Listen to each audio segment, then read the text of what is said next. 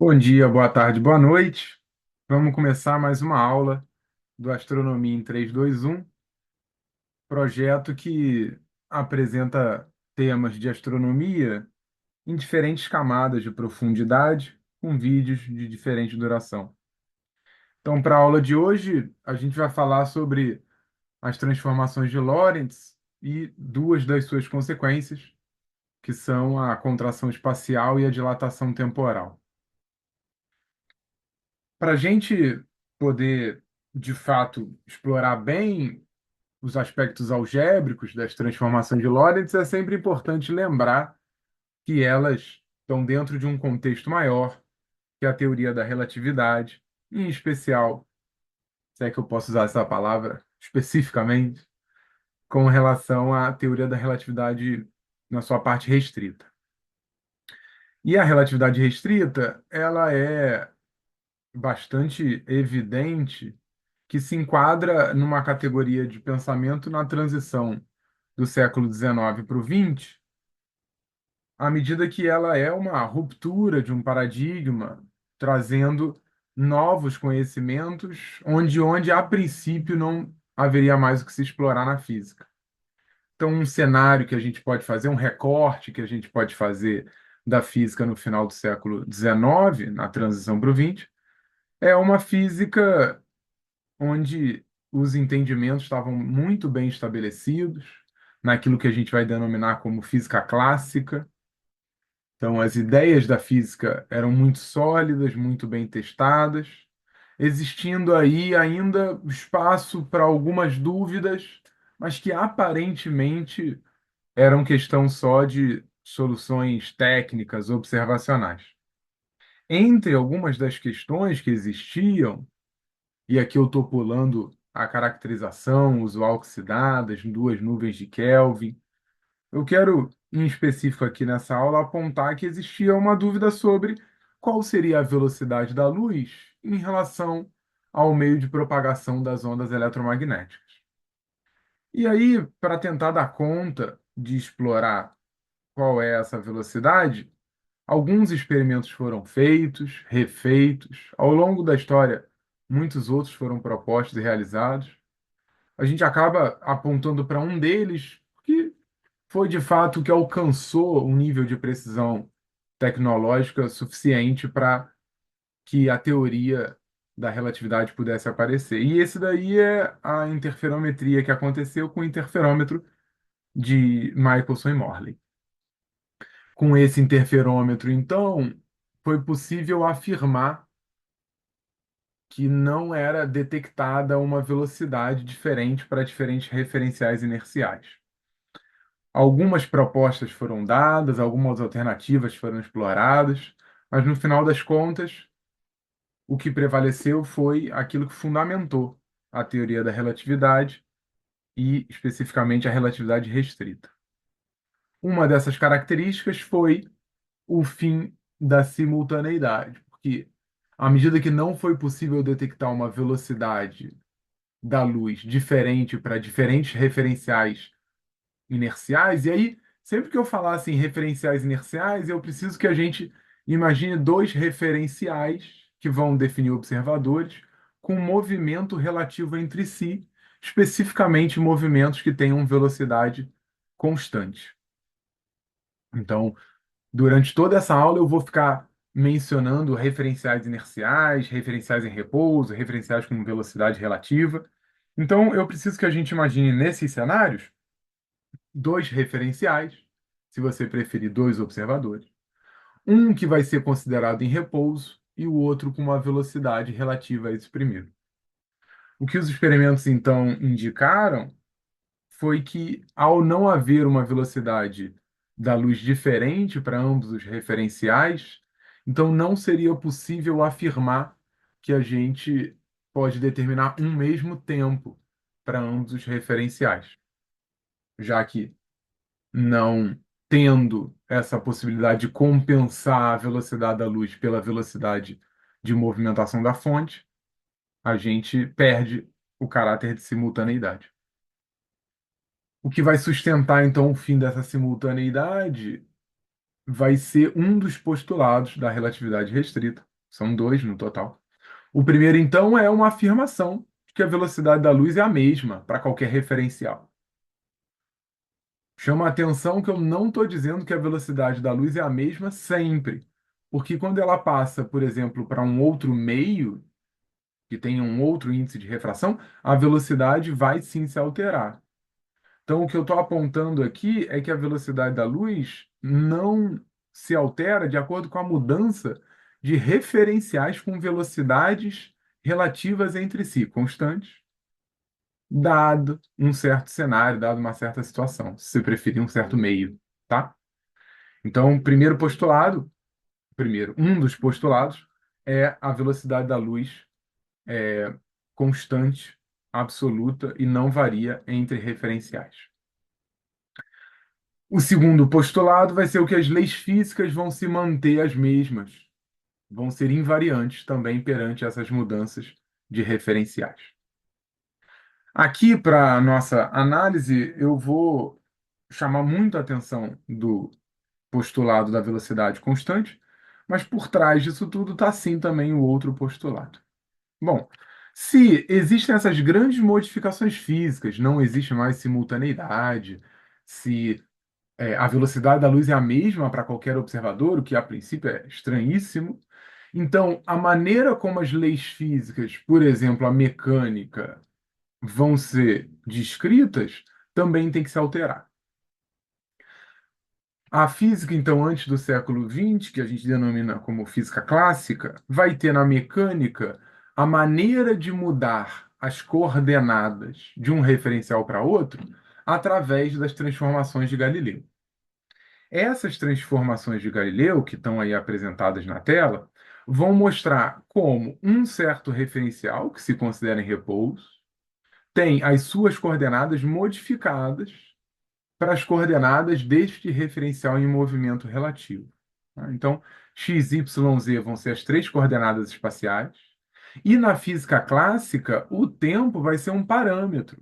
Ele vai ser o mesmo para qualquer sistema, para qualquer referencial. Portanto, não faz sentido dizer T' ou T como se fossem diferentes. A gente bota porque é um parâmetro e necessariamente ele vai ser igual. Mas chama a atenção de que as coordenadas espaciais é que aqui de fato podem ser diferentes.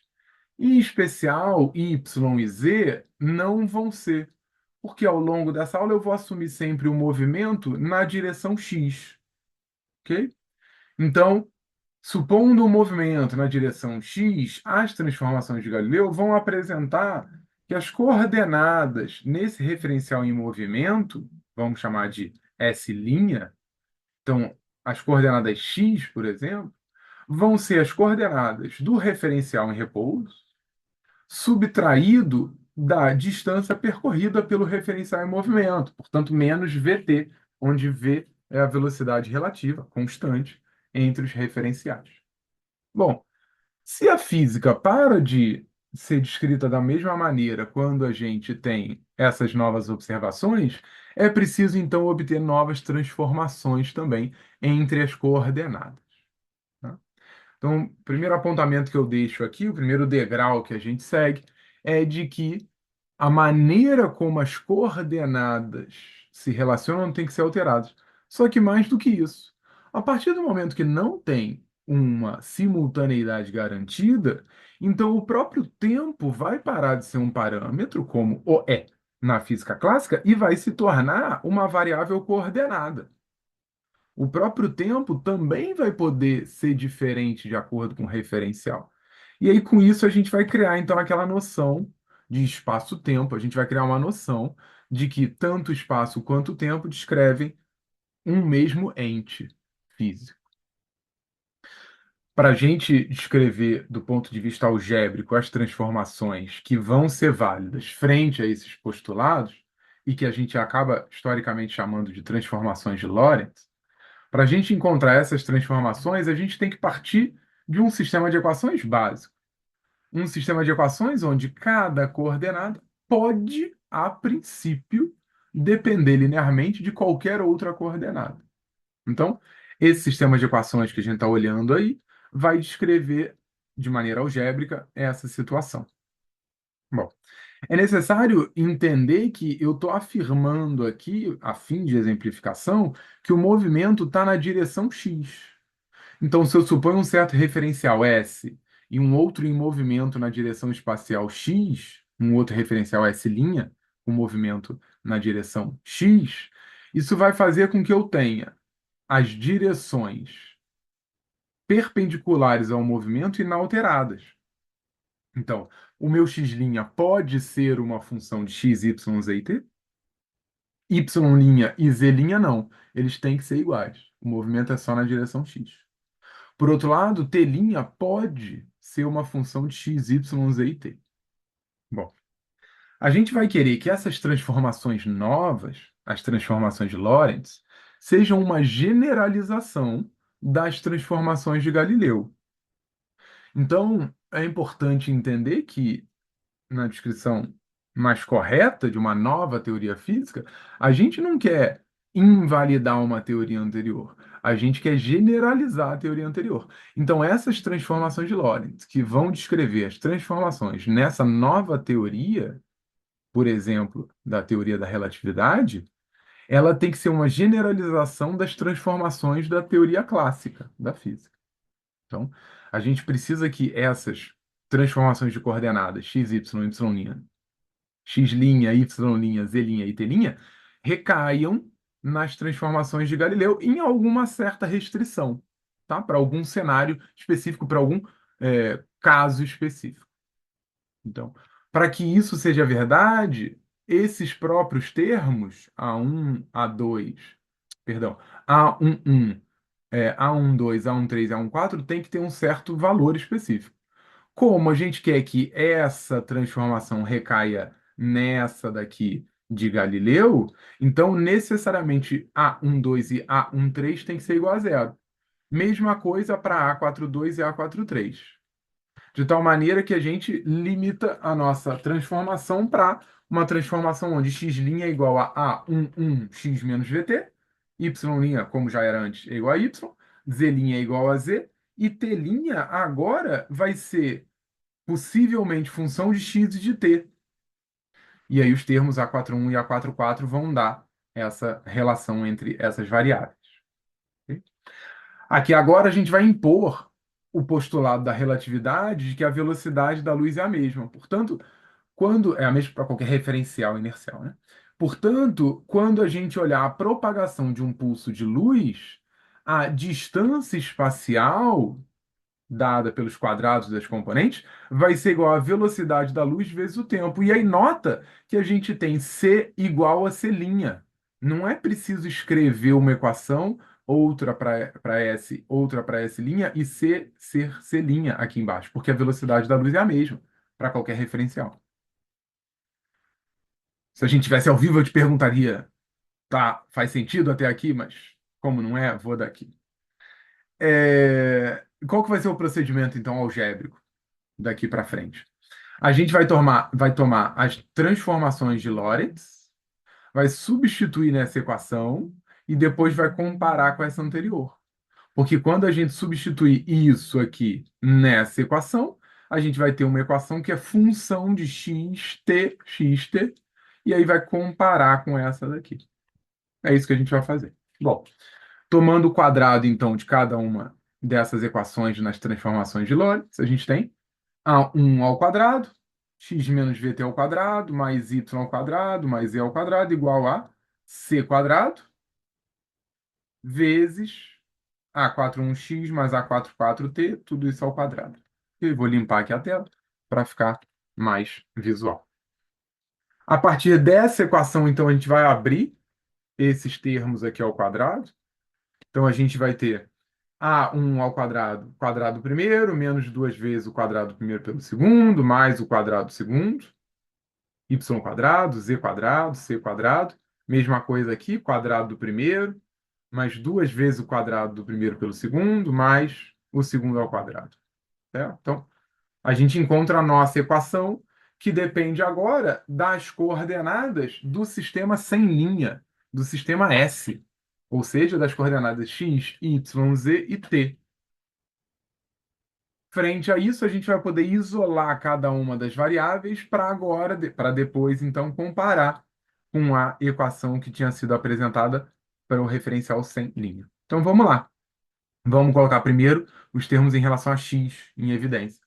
Então, a gente vai ter aqui a 1 ao quadrado, que era o primeiro. Não, não, não, não, não. Aqui, então, subtrai dos dois lados por esse termo. E a gente tem, então, menos c quadrado a 4 ao quadrado, x quadrado, mais aí esses dois termos, y quadrado, z quadrado, igual a, agora os termos em função de t quadrado, ok? Então, subtraio dos dois lados por esse termo daqui. Já tinha esse t quadrado, então vai ficar c quadrado, a44 ao quadrado, menos a1 ao quadrado, v quadrado sobre c quadrado. Lembra? Estou botando em evidência c quadrado. T quadrado mais, agora o que faltava, que era o xt. Então vai ter 2c quadrado a44 mais, eu somo dos dois lados por esse termo, mais a1 ao quadrado v, tudo isso xt. E aí, como eu tinha apontado, compara-se isso com a equação original do referencial sem linha. X quadrado mais y quadrado mais z quadrado igual a c quadrado t quadrado. Compara-se termo a termo, e a gente tem, então, isso daqui tem que ser igual a 1. Esse já é, né? Esse daqui tem que ser igual a 1. E esse daqui tem que ser igual a 0. Explicitamente, então, a gente tem a1 ao quadrado, toda a sequência. Explicitamente, então, a gente tem esse sistema de equações. Vamos rearranjar os termos de tal maneira que fique evidente a relação a seguir. Então, c quadrado, só alterei aqui a ordem, tá? Vou voltar dos termos. Por que que isso é interessante? Porque quando a gente olha para esses dois primeiros, a gente consegue achar uma relação com o terceiro. Especificamente, quando a gente multiplica esse por esse, a gente percebe que é exatamente igual a esse termo ao quadrado dividido por c quadrado. Então, explicitando essa relação, o primeiro termo vezes o segundo é igual ao quadrado desse dividido por c quadrado. Então, realizando aqui esse produto, a gente vai ter a1 ao quadrado menos 1, a1 à quarta, v quadrado sobre c quadrado, menos a1 ao quadrado, v quadrado sobre c quadrado, isso é igual a 1 à quarta, v quadrado sobre c quadrado. Vamos, então, eliminar, diminuir dos dois lados por essa quantidade. Então, deixando em evidência o a1 ao quadrado, a gente tem a1 ao quadrado igual a, vezes 1 menos v quadrado sobre c quadrado igual a 1. De outra maneira, a1 ao quadrado é igual a 1 sobre 1 menos v quadrado sobre c quadrado. E aí a gente pode tirar a raiz dessa quantidade e mantendo a coerência com as transformações de Galileu, a gente é obrigado a escolher o valor positivo. Então, A1 é igual a 1 sobre raiz de 1 menos v quadrado sobre c quadrado. A gente pode utilizar agora esse valor na segunda equação para obter quem é A44. Então, A44 ao quadrado é igual a 1 mais, a gente acabou de obter essa relação do A11 ao quadrado, vezes v quadrado sobre c quadrado. E aí, abrindo, utilizando o mesmo denominador, multiplicando o denominador pelo 1 e mantendo o denominador, a gente tem 1 menos v quadrado sobre c quadrado mais v quadrado sobre c quadrado. E aí, bastante semelhante ao caso anterior, o quadrado de A44 é igual a isso, portanto, A44 é a raiz disso. Tendo esses dois valores, então, a gente pode obter rapidamente quem é A41, e A41, então, vai ser, deixando, já que A1 é igual a A44, a gente simplifica essa equação, e aí tem menos V sobre C quadrado vezes A11, que a gente já sabe quanto é. Portanto, A41 é necessariamente menos V sobre C quadrado, raiz de 1 menos V quadrado sobre C quadrado. Então, esses são os termos que vão definir as nossas coordenadas nas transformações de Lorentz. Tá? Explicitamente, então, a gente tem que x' é igual a x menos vt sobre raiz de 1 menos V quadrado sobre C quadrado. Y e Z não se alteram, lembrando o movimento na direção x. E o t' agora é t menos v sobre c quadrado, x, tudo isso sobre raiz de 1 menos v quadrado sobre c quadrado. Deixa eu chamar a sua atenção para o fato de que, comparativamente às transformações de Galileu, houve algumas mudanças. Então, primeiro, a coordenada x não é só x menos gt, mas tem agora esse denominador.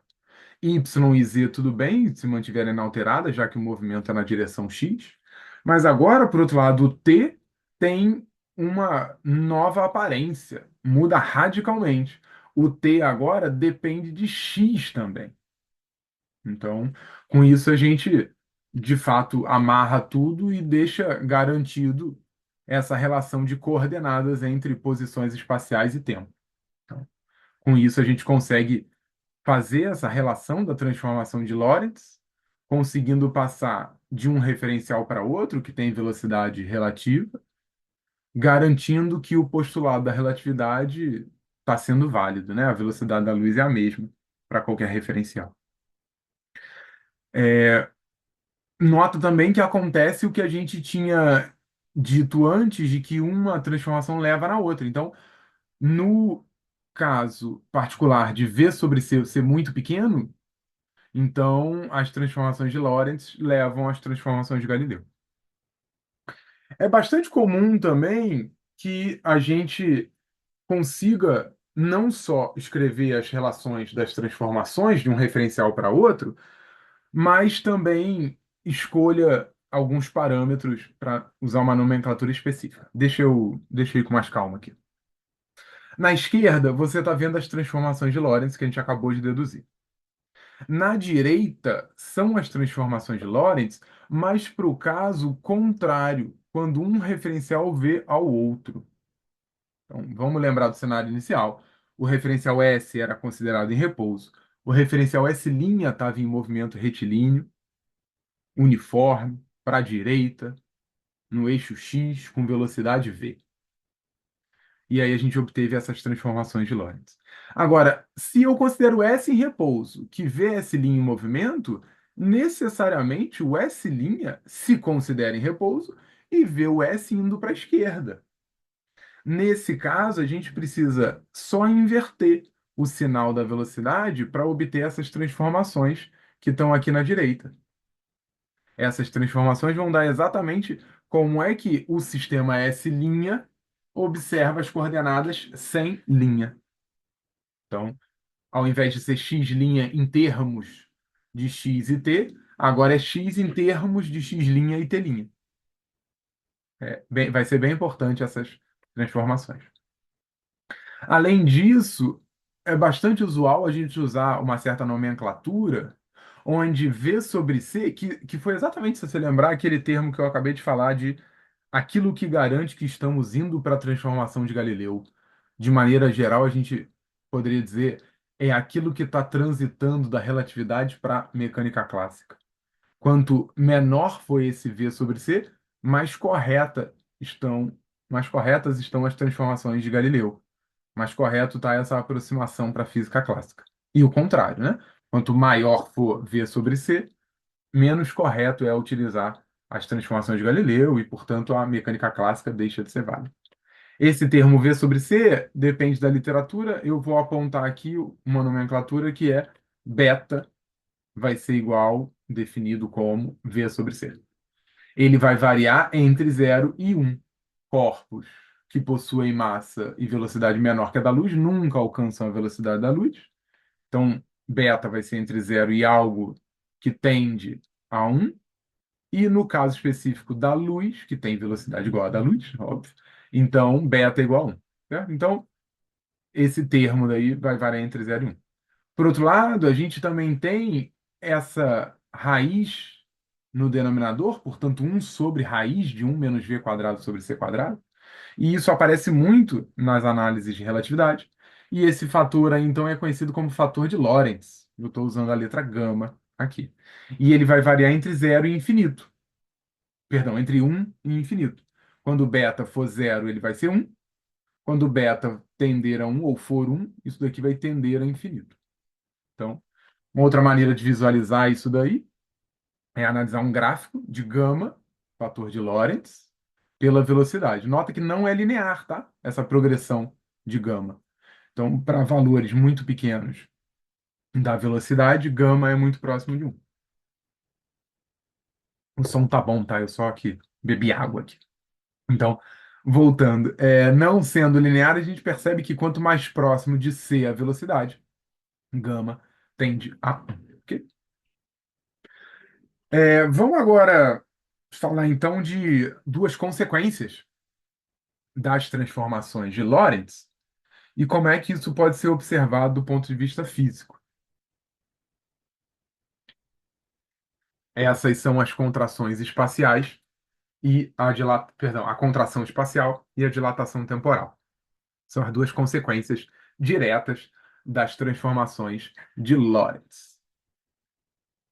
A primeira delas, a contração espacial, a gente pode, de maneira qualitativa, apresentar do seguinte modo: o comprimento de um corpo é máximo quando medido em repouso, em relação ao observador, e quando ele se move, esse corpo, né, quando ele se move com uma velocidade v relativa ao observador, seu comprimento, o comprimento do corpo, o comprimento medido desse corpo, contrai-se na direção do seu movimento. Então, a gente vai abrir agora explicitamente, do ponto de vista algébrico, essa conta, tá? Mas a gente já poderia afirmar já de antemão, ou de outra maneira, a gente podia definir de antemão que a contração de Lorentz ela é a realidade física na qual um corpo, quando se move, tem o seu comprimento diminuído na direção do movimento, tá? O seu comprimento observado diminuído. Mas vamos obter isso algebricamente.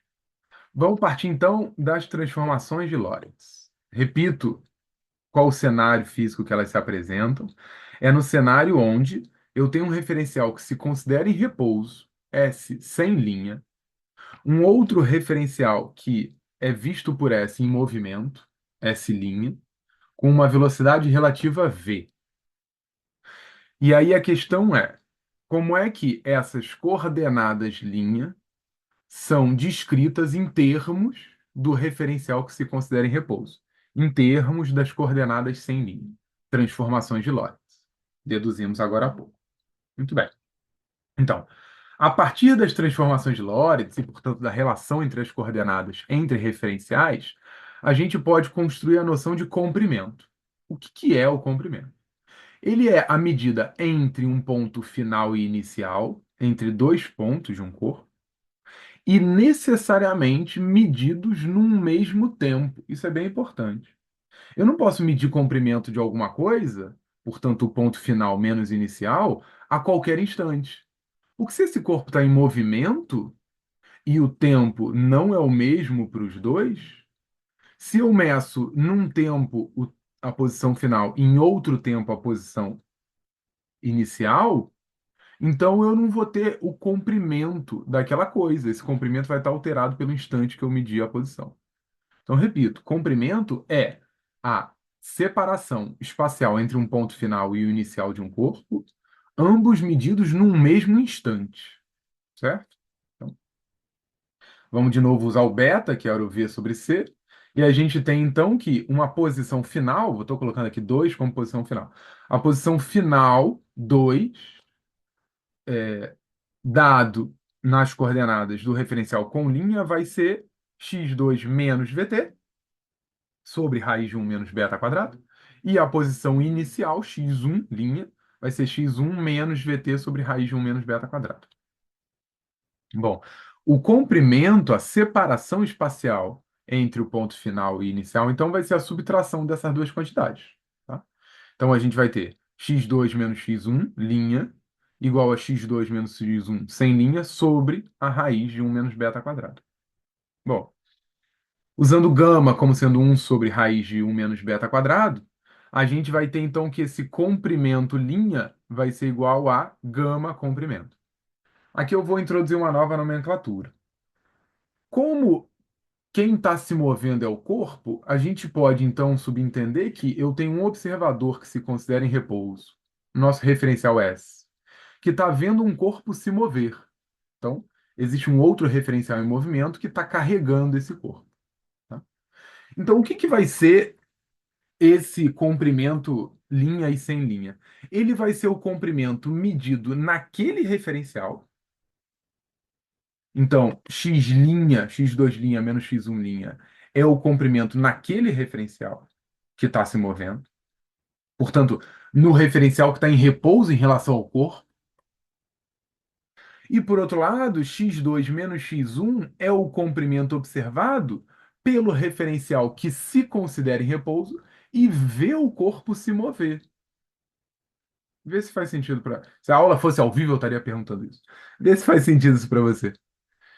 Então, repetindo, eu tenho um referencial que está se movendo em relação àquele que se considera em repouso. Eu tenho um referencial S' que está se movendo em relação àquele que se considera em repouso. Esse referencial S' está carregando o corpo. Então, o corpo está em repouso em relação a S'. O referencial que mede um comprimento, estando o referencial em repouso em relação ao corpo, a gente vai denominar como próprio. Então, o comprimento próprio é o comprimento medido pelo referencial, que está em repouso em relação ao corpo. Por outro lado, o referencial que observa o corpo se mover vai medir um comprimento impróprio. Comprimento impróprio. Então, agora a gente consegue aquela máxima que foi dita ali em cima, de que o comprimento de um corpo é máximo quando medido em repouso. Portanto, o comprimento próprio é o maior comprimento possível. Quando o corpo começa a se mover, aquele referencial que está andando junto com o corpo vai ter o mesmo comprimento próprio medido, mas um referencial que vai se considerar em repouso e ver esse corpo se mover, vai ver esse comprimento diminuir. E algebricamente é isso mesmo. Opa! Algebricamente é isso mesmo, olha para cá. Você está acompanhando isso visualmente. A gente tem então um comprimento visto pelo referencial que está vendo o corpo se mover, comprimento impróprio, multiplicado por um valor que vai de 1 a infinito, e isso me dá o meu comprimento próprio. Portanto, o meu comprimento próprio é maior que o meu comprimento impróprio. Essa aula está sendo gravada, então usa desse artifício para poder voltar quanto quiser nessa parte. Sigo daqui. A gente agora vai seguir para a segunda consequência, que é a dilatação temporal, que qualitativamente também pode ser descrita de alguma maneira, e aqui eu digo, um relógio avança com a máxima velocidade quando está em repouso em relação ao observador, e quando ele se move com uma velocidade v relativa ao observador, seu avanço é retardado por um fator que depende da velocidade. Muito bonito, muito poético, conceitualmente consistente, mas a gente precisa entender também do ponto de vista matemático, do ponto de vista algébrico, essa relação. Então, para isso, a gente vai ter que imaginar o seguinte cenário: a gente vai ter um referencial que está em repouso com relação ao relógio e um outro referencial que vê o relógio se mover. Olha o detalhe aqui. A gente tem que definir dessa maneira porque quando eu digo medir uma duração, um intervalo de tempo de um relógio, eu tenho que medir o tic, eu não sei nem se para você faz sentido o tic-tac, mas a demora de passagem do tempo do relógio, vai. O tic-tac do relógio, ele tem que ser medido na mesma posição espacial, pelo mesmo motivo de antes do comprimento. Eu não posso tomar a medida do tempo em posições espaciais diferentes para eu garantir uma medida de tempo no meu referencial. Então, aqui a gente vai tomar não as transformações de Galileu, aquelas que eram dadas para um referencial linha em termos de coordenadas sem linha. Aqui vai ser o contrário. Aqui vai ser como que o referencial S vai medir as coisas do S'. Tá? Então, como é que essas coordenadas sem linha medem as do com linha? Então, de novo, eu vou usar beta V sobre C. Portanto, o tempo final, 2 no referencial sem linha, vai ser dado como T2' mais V sobre C quadrado x' sobre raiz de 1 menos beta quadrado. E T1 sem linha, o tempo inicial, vai ser T1' mais V sobre C quadrado x' sobre raiz de 1 menos beta quadrado. Então, a duração, ou seja, a diferença entre os tempos finais e iniciais vai ser T2 menos T1 igual a T2 linha menos T1 linha sobre raiz de 1 menos beta quadrado. A nomenclatura vai seguir a mesma. Então, eu vou usar o gama como 1 sobre raiz de 1 menos beta quadrado. E aí eu vou ter aqui o meu tempo impróprio, vai ser gama vezes o delta t próprio. Ok? Então, olha como de novo é consistente com o que a gente começou falando ali em cima. A gente vai ter o tempo impróprio como um tempo maior do que o tempo próprio.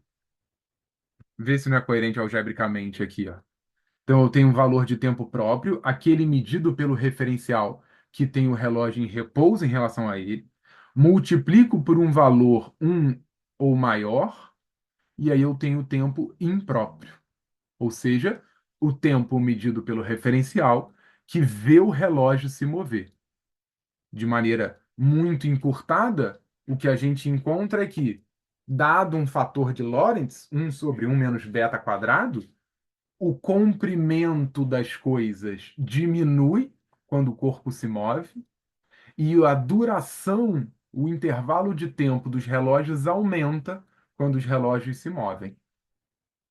Essa mudança de aumento e diminuição é dado justamente pelo fator de Lorentz. E aí aqui faz bastante sentido quando a gente não reconhece esses efeitos da relatividade no dia a dia. Porque, nota, para o dia a dia, nas escalas de velocidade, tempo, energia, comprimento do nosso cotidiano, a velocidade é muito menor que a da luz, né? Nada construído pela humanidade chega nem próximo à velocidade da luz. Portanto, os efeitos da relatividade não são percebidos pela gente no nosso cotidiano. Isso não quer dizer que não existam, só quer dizer que a gente não percebe. Mas outros experimentos, outras situações, casos concretos, casos cotidianos, mostram a existência dessas consequências da relatividade. Eu vou agora apresentar uma aplicação, um exemplo, né? Aplicação do que eu acabei de falar, para a gente perceber como isso existe no dia a dia, apesar da gente não perceber, da gente não mensurar, né? Os nossos aparelhos usuais de olhos, ouvidos, mãos. Eu vou trazer um exemplo que vão ter muitas partes, inclusive históricas. Eu não vou mencionar as partes históricas aqui, ok? Recomendo os outros livros os outros livros, os outros vídeos. De repente sai livro um dia. Os outros vídeos do Astronomia em 321, que vão abordar questões, inclusive históricas e outros aspectos, tá? Desse tema. Aqui eu vou ficar restrito à questão algébrica dessa nossa aula. Mas, de maneira geral, eu gostaria de citar aqui uma personagem muito importante do que eu vou falar, que é a consequência da relatividade na trajetória de partículas que vem do espaço. Uma personagem muito importante para esse cenário foi César Lattes, que trabalhou junto com uma equipe de Bristol e obteve os resultados que vão ser coerentes com o que eu vou apresentar aqui. Tá? Então, de novo, aponto a literatura e os outros vídeos do Astronomia em 321 para mais detalhes, sobre a parte histórica, inclusive. De maneira muito geral, o que acontece é que há um decaimento de partículas que vem do espaço, e esse decaimento pode ser medido por detectores. Em específico, essa medida é dada pela quantidade de partículas detectadas. E a gente percebe que a quantidade dessas partículas, ela varia de acordo com a altitude, e mais do que isso, varia de uma maneira que a gente não esperaria. Exemplo, então, do que eu estou apontando aqui, medidas feitas por César Lattes, pela equipe de Bristol, feitas no Monte Washington e em Cambridge, que tem uma diferença de mais ou menos 2 quilômetros. Foram medidas, então, partículas com a velocidade muito próxima à velocidade da luz, 99,2% a velocidade da luz. As partículas com essa velocidade, nesse intervalo de distância, levariam a gente a pensar que uma certa quantidade de partículas seria detectada. Isso porque, quando essas partículas são medidas em um laboratório, então nota, quando eu falo assim, eu tenho um laboratório e meço a vida das partículas, ou seja, a duração, né? Quando eu meço a duração dessas partículas num laboratório, eu estou medindo aquilo que eu mencionei agora há pouco como tempo impróprio, porque o laboratório se considera em repouso, a partícula está se movendo, então quando eu meço a partícula, eu estou medindo o tempo dessa coisa movente.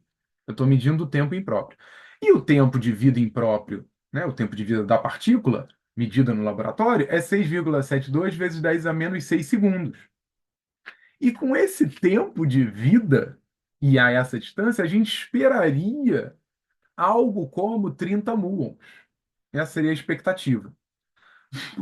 Na verdade, o que a gente encontra na prática, o que se observa experimentalmente, é que são detectados quase 400 muons chegando nos detectores com essa separação espacial. Então surge aí um problema. Como é que a gente pode concatenar essas coisas? A partícula tendo essa velocidade e tendo uma certa distância entre os detectores, a gente esperaria uma certa contagem baseada no tempo de vida que a gente observa para a vida dessas partículas num laboratório. Mas na prática, experimentalmente, o número é muito maior. Observa-se muito mais partículas do que esperado. Como que então a gente resolve isso? Bom, utilizando o nosso conhecimento de relatividade, a primeira coisa que a gente tem que fazer é calcular então o fator de Lorentz. O fator de Lorentz que vai ser baseado nesse parâmetro beta, então beta é V sobre C, gama, que é o fator de Lorentz, 1 sobre raiz de 1 menos beta quadrado. Para essa velocidade que eu apontei, gama é aproximadamente 7,92. Ora, se o fator gama é 7,92, a distância que a gente tem, o comprimento próprio, né, eu meço a distância entre os referenciais, os laboratórios, sendo de 2.000 metros, com esse gama implica em a gente conseguir um comprimento impróprio de 252 metros. Porque, nota, o que é esse comprimento impróprio? É o comprimento que a partícula observa. Então, vamos lá, de novo. Agente, laboratório, considerado em repouso em relação ao laboratório.